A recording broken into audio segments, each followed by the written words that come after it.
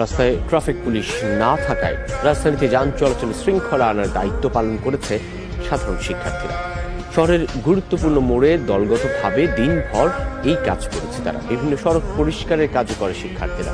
তাদের এমন উদ্যোগে খুশি সাধারণ মানুষ, খাবার ও পানি খাইয়ে উৎসাহ দিচ্ছেন।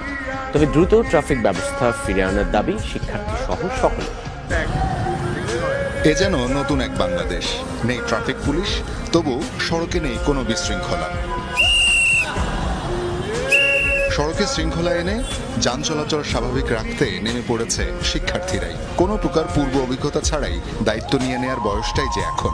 যেখানে প্রয়োজন সেখানেই নিজেকে উৎসর্গ করার মানসিকতাটাই এই প্রজন্মের শক্তি।